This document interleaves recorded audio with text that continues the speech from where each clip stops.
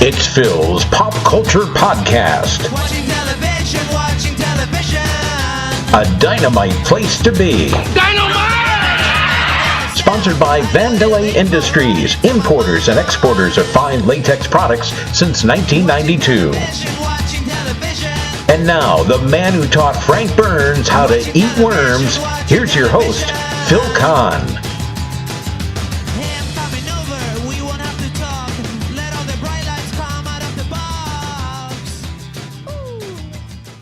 And thank you, John Meany, wherever you are.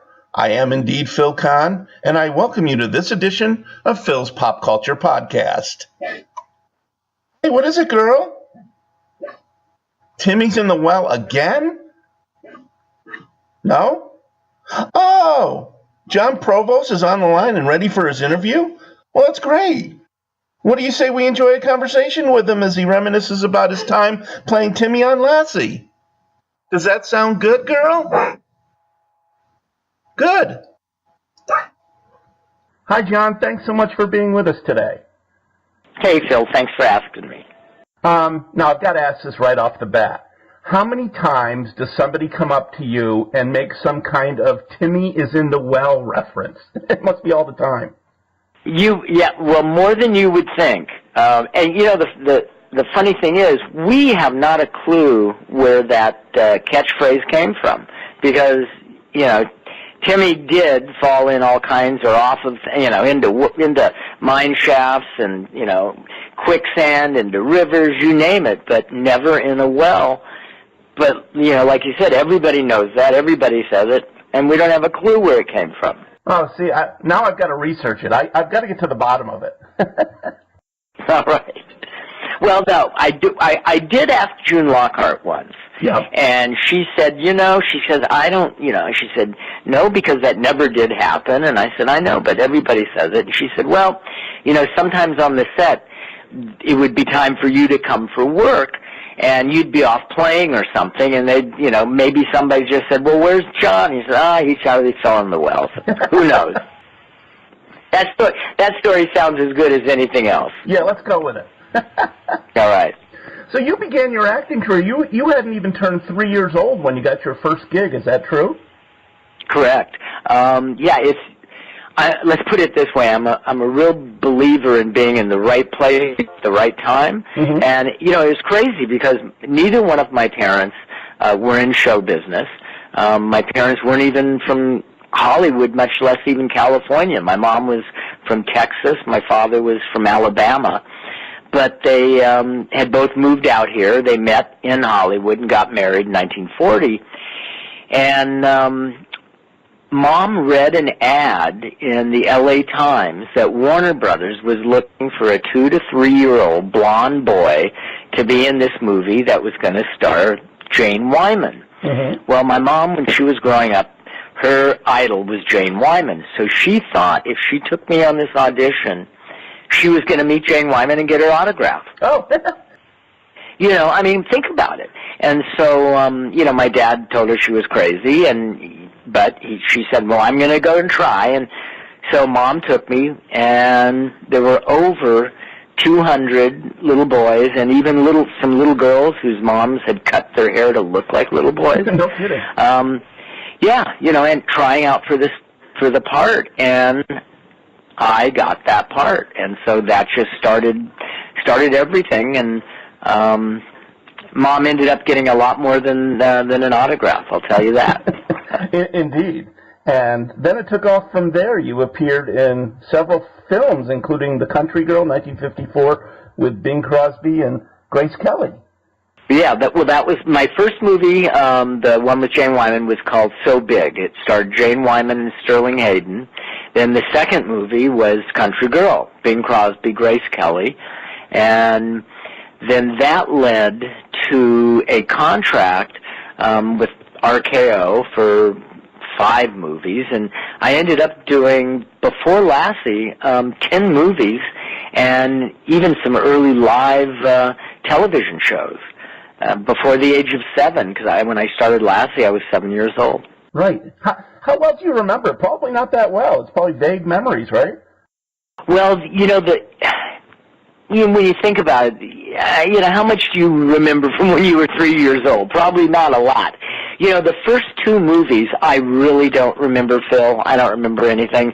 Of course, we have them. I've seen them, and I know, the whole thing. But I do start to remember my third, fourth movie, and then from, when I was, say, 5, then everything, I remember it all. And one of the neatest movies was Escapade in Japan. It was I was under contract with RKO, and it was the first American movie filmed in Japan after World War II. Wow! And this was and this was 1956. I was 6 years old. Spent 3.5 months in Japan. My mom went with me, and boy, I remember so much from that. Just because a little kid. The culture shock, the difference, and, being so young, I even picked up some Japanese. I could sing some Japanese songs, and I knew a lot, but of course I've, forgotten all that now. But I was going to ask you, could you sing a verse or two? But I guess No, I'm not even going to go there. But no, that was really an incredible experience. And then when I got back from Japan, they had basically picked me out for the part of Timmy for Lassie. So when we got back to the States, my mom and I went to the studio and met with the producers of Lassie and Red Weather Wax and the dog, and they knew that I could act, and I had the look they wanted, so it was a shoo-in actually. But they didn't know how Lassie and I would get along. Oh, because. And when you think about it, how important that was, because there had to be that bond between the kid and the dog. I mean, that's what the whole show was about. So I went and lived with Red Weatherwax and Lassie he had a ranch, a 60-acre ranch about an hour outside of L.A., and went out there and spent a long weekend with them. And when we came back, a few days later and met with the producers, and Lassie gave me 2 paws up, and I got the job. Did you bribe Lassie with anything, treats or something? No. But the thing was, I didn't have a problem with Lassie. I was a little kid, and that was a big dog. But I had always been raised around animals. As a matter of fact, at that time we were living out in Pomona, California, which was about an hour-and-a-half drive from Los Angeles, and my sister had a horse, we had a goat, I had a pony, we had dogs and cats, and so I was fine with all that. But, you had to prove to the producers that it was going to work, and it sure worked. It sure did. Now, it's interesting. I'm sure a lot of people assumed you joined the cast in its first season, but wasn't it at the top of the 4th season? Exactly. Tommy Reddick played Jeff Miller on the show, and he started in 1954. And Tommy, after 3 years, he was outgrowing the part. He was, I think, 16. Oh no, he was just turned 17, and he wanted out. And so they were really looking for this other kid, and they found me, and so that changed the family. And then when his mom ended up selling the farm, Timmy and Lassie, were part of the deal. And so, and so then the Martin family came in, and then one thing too, a lot of people don't know that everybody remembers June Lockhart and Hugh Riley as being the parents. Sure. Well, my first parents were actually Cloris Leachman and a man by the name of John Shepherd. And if you look at, Cloris Leachman and June Lockhart, they're like just the opposite as far as mother figures. And so Cloris, after she got into it for a couple months, she realized that she was going to be baking cookies on the farm and playing second fiddle to a dog for the next 5 years or 6 years. So she wanted out, and so they let her go. Unfortunately, they had to let John Shepherd go, and then they hired June Lockhart and Hugh Riley. And so one weekend, people are watching Timmy and Lassie with one set of parents, and then the next weekend it's another set of parents. But you know what, Phil? What? The studio didn't get one letter because the people didn't really care about them. All they cared about was the kid and the dog. Isn't that interesting? Of course, I would have been curious, like, hey, what happened? There's no continuity to the story here. But yeah, it didn't seem to be a big deal. But very interesting. And so you ended up playing Timmy for 7 seasons, is that correct? 7 years, and then I kind of went through the same thing that Tommy did. My 7th year, I turned 14. I was, starting to go through puberty, and I was getting more interested in girls than dogs, and so, and then I had a 7-year contract, and it was up, but the studio, the producers, they wanted to go for 3 more years. Oh. And the neat thing about it was I had the option of saying yes or no. And so my parents, they left it up to me. They said, what do you want to do? You can be Timmy for 3 more years or you can quit. And I said, I like what I'm doing. I want to continue to act, but I'm tired of being Timmy. And so I quit the show. That's what brought about the end and the demise of the Martin family. And then they shipped us off to Australia. We had to leave Lassie home. Then Lassie went off with a forest ranger, and then from there they kind of lost me. I think they should have written it to where Timmy gave since we couldn't take Lassie, that Timmy gave Lassie to one of the neighbor kids or something. So it would have continued that kid and the dog. I mean, it could have been a girl. Why not? Right, sure. And then, it would have been the kid and the dog, and that's what the show was really about. So I think they blew it when they got rid of the family, but that's the way things go. But then again, in 89, 90, they resurrected Lassie, and we had a new Lassie series on Fox, and they brought the family back. But, they were doing it too sitcom-y, I think, in a way, if that's a word. Yeah. And it didn't make it. It lasted for 2 years. It was a lot of fun. I enjoyed it. Yeah, you played a real estate agent, right? Well, I was kind of like a freelance writer, photographer. He was kind of a flaky guy, but anyway, it was a lot of fun, but they weren't doing it right, so it just didn't last. But that's too bad. But it was neat doing it again. Now, going back to Lassie, I think a lot of people also don't realize there were several dogs who played the role.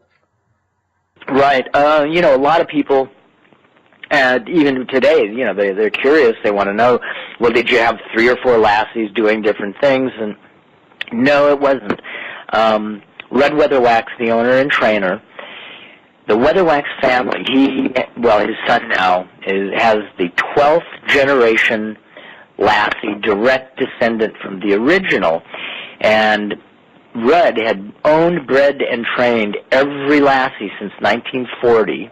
Wow. The very first movie, Lassie Come Home, with Elizabeth Taylor and Roddy McDowell, when they were, it's like 43, 44 or something, and he always only had one Lassie at a time. So on the set, we had Lassie, and then Lassie did have a stand-in, a double dog that would, do the long shots. If Lassie had to run over a hill or something, why tire out Lassie? Right. Or if Lassie had to, or if Lassie had to, swim or get in the mud, it's a chore cleaning or drying out a collie, especially back then. So they had a double, but I always just had one dog. In the 7 years, I worked with 3. The first dog was Tommy's dog. He had worked with Tommy for 4 years, and I worked with him for 1 year. Then Rudd retired him. His son took over. But his son, he wasn't working out so well, so Rudd introduced his son, and that dog, I worked with him for 5 years. So I grew up with that dog. His nickname was Baby. I loved that dog. He loved me, and we were just the best of friends. But if I told him to sit or lay down or go do something, he'd look at me and say, "You're my friend, but you're not my trainer." And oh yeah, no, they wouldn't take any commands from anyone other than Rudd, one of his sons that were trainers, or his assistant. That was it. Only those people could command and, have Lassie do anything. But they were incredibly great dogs, and they were real super. Oh, absolutely. You got to love Lassie. And in addition to bonding with Lassie, you also bonded with June Lockhart. And she's still kicking. You got it. I spoke with June about a month and a half ago. She's 90, turned 92 in June. Mm-hmm. She looks great. She sounds great. She's starting to slow down a little bit, and why not? But, June's great. And the funny thing is, over the years, my mom sometimes would forget my birthday. I'd get a phone call 2 days later, whatever. And but June would. Every Christmas, every birthday, always a card and a phone call. And that's been for 50 years. So wow. That's pretty incredible. Yeah, that's pretty incredible. That's very incredible. Now, you've received a lot of recognition through the years for playing Timmy. I know you've got the former Child Star Lifetime Achievement Award from the Young Artists Foundation. I believe Betty White gave you an award for your work with animals. But apparently, let's see if I can guess the award, quote unquote, or the recognition you're most proud of. I have something in mind, but let me have you answer that question. Okay, well, there's two, but I'll lean towards the one. Quite a few years back, let's see, about 20 years or so back, got a letter from the Smithsonian Institution in Washington telling us that they were going to open an exhibit at the Museum of Television in the United States, and if I had anything that I would donate. Well, that was a shock, and so, truthfully, when I was growing up doing the show, it's in your face every day, and you don't think about saving stuff, memorabilia, anything like that. So I had a bunch of photos, and I'm thinking, well, they can get those anywhere. So I called my mom, and I told her what I had received, and I said, do we have anything worthy of donating to the Smithsonian Museum? And she said, well, I never told you this, but I have your whole outfit. And I said, you're kidding me? And she said, no. And I said, well, send it to me. So a couple of days later, I get this box, and I open it up, and talk about deja vu. I opened it, I saw my shirt, my jeans, my tennis shoes, and it was really an incredible feeling. But my son, who was about 12 at the time, he's maybe a little bit younger, he saw Timmy's high-top tennis shoes, and they were like his size. Yep. And he says, oh, Daddy, can I have those tennis shoes? And I said, no, son. I said, these are going to go to a museum. This is more important. I said, but, let's go. We'll put them in the mail. We'll go down, and then we'll go to the mall, and I'll get you a pair of high tops. So we took care of that. But, no. So about 4 months down the road, we get an invitation from the Smithsonian to come to the opening of the exhibit. And so the family and I flew to Washington. When you walked in to the exhibit, the first thing you saw was this really incredible lucite, clear-cased Zenith television, that was really incredible. You go past that, and then there's three items that you see. One is Archie Bunker's chair. Oh. Next to that is the Fonz's leather jacket. Yeah. And then on the other side of the chair is Timmy's outfit. Oh, what good company to be in.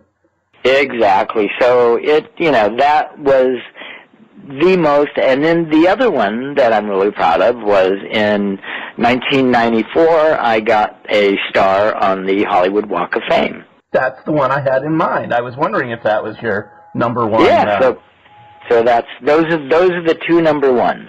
That is terrific.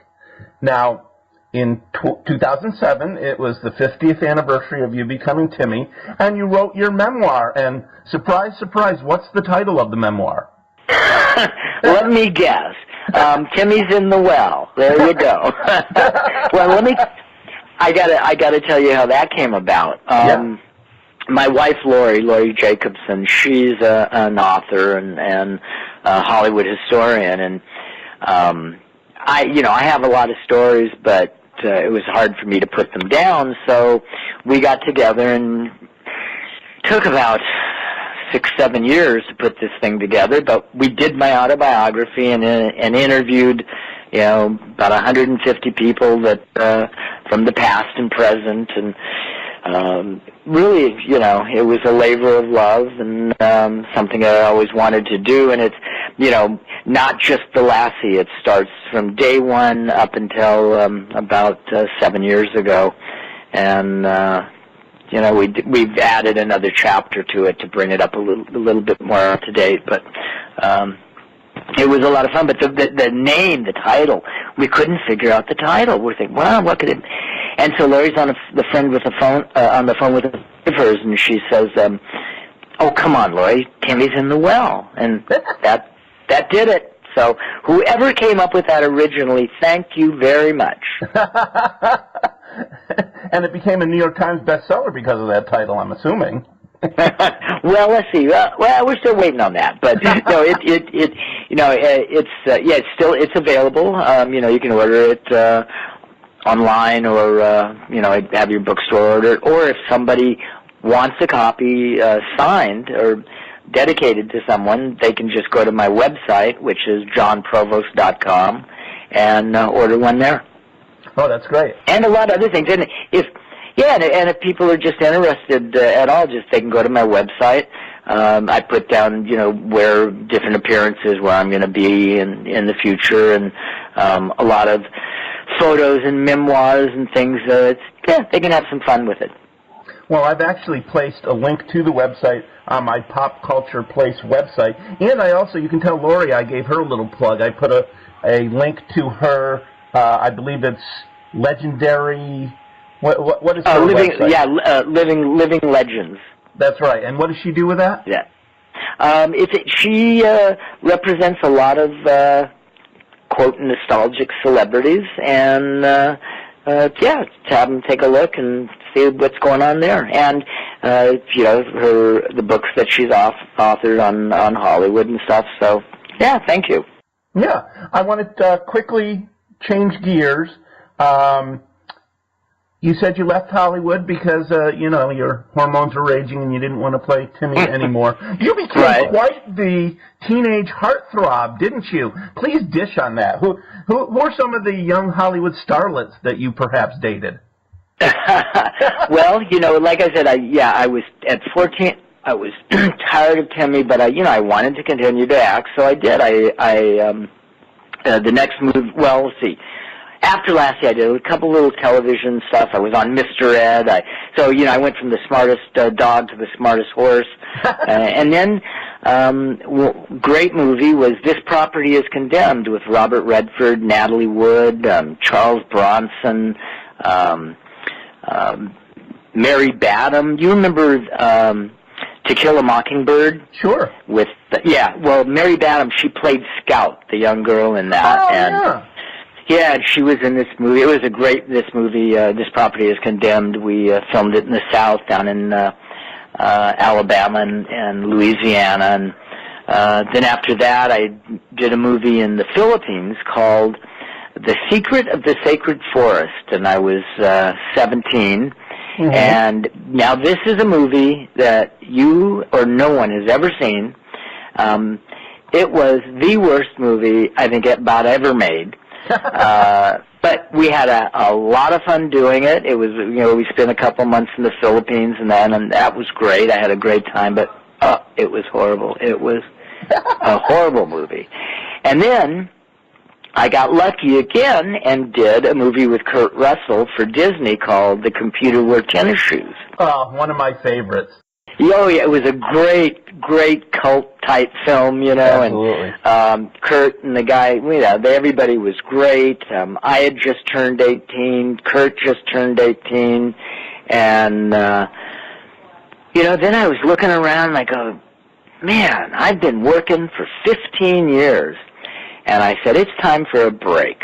Yeah. So then I kind of backed out of the acting, and the teen magazines like, Tiger Beat and 16 and all of those started knocking on the door, and that started a whole nother thing. And I got a call from Nancy Sinatra. Ooh. And Sal Mineo, and they were going to be doing a movie called The Flower Children about, the hippie and, times, and that's where we all were. And so, things started happening. It was a crazy time. And then, I said, maybe I should, go to school. Maybe I should go to college. Mm. And so my father had said, I'm the youngest of three. Yep. And my father always said, he goes, all my kids go to college. And when you go to college, you leave home. So I ended up leaving L.A. I moved up to Northern California to go to Sonoma State College up just above San Francisco. And moved up here in 1970, fell in love with the area, and met my first wife up here, had my two children, and have lived here ever since. But, been involved with Hollywood. If I have to go down when we were filming the new Lassie series, I'd, jump on a plane, fly down, spend a week in L.A., and then come home. So, it was great. It works. But, I had to make that move and just do something different, do something on my own. Indeed. I love the way you skirted my question about, some of the women you dated. But okay. Okay, Nancy's younger sister, Tina Sinatra. Oh. But, I got to tell you, though, and like Angela Cartwright, Oh, I loved Angela Cartwright. Okay, but, and you can go and look in the magazines, and they'll have us, like the paparazzi thing, they'll have us outside of a restaurant on a date, yada, yada, yada, ooh, who's, whatever. Yeah. It was all set up. I hate to blow the bubble, burst the bubble, but no, these things were all set up. They were all for that. Sure, we all hung around, but,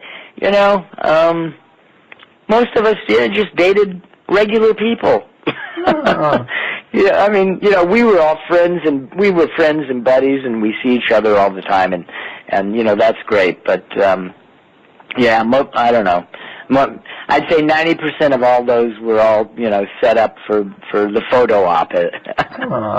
Now I'm really disappointed. There goes my illusion of... anyway. A couple more quick things.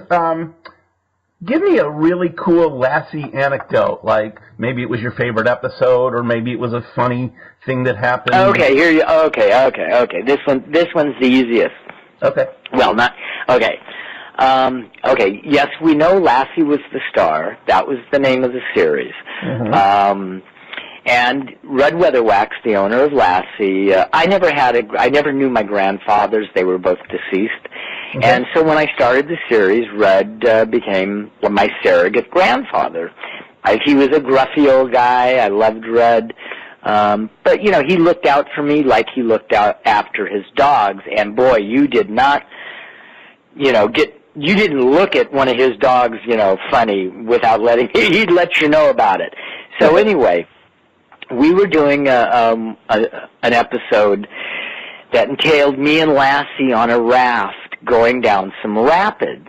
Okay. And they couldn't use doubles because they had to see our faces, and every Lassie was individual in their look. So if there was a different dog, maybe the public couldn't tell, but, you could tell. Anyway, so they had to use us. And then we couldn't rehearse the scene. So they just willy-nilly put me and Lassie on this raft, and at the last minute, Rudd said, maybe if something goes wrong, we should have somebody to jump in and save Lassie. So they said, Not you. They said, yeah. They said, that's a good idea. And so they had two guys in wetsuits that were going to jump into this. It was the Sonora River in wintertime. It was freezing. Jump in and save Lassie. And so for me, they said, okay, well, we'll string a rope across the river. So if you have a problem, just grab that rope. Okay. So that the scene starts, we go down the rapids, the raft breaks off, we both get thrown into the water. I get pulled under in a little riptide and hit a big boulder under the water that knocked all the air out of me.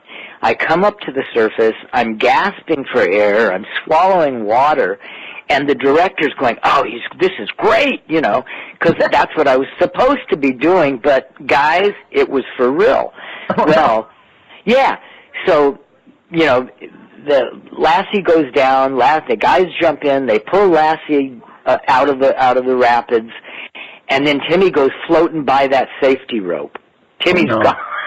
And so Rudd yells at somebody, and then the guys jump in and they pull me out. So I guess the moral of that story is make sure you have top billing and the show's named after you. But all right, well, listen, this has been a lot of fun today. Thanks a lot for having me on the show. I really appreciate it, John. Best of luck to you. Thanks for being on. All right, thanks a lot. I'd like to thank today's guest, Jon Provost, for joining me. John, so glad you were able to get out of the well for our wonderful conversation.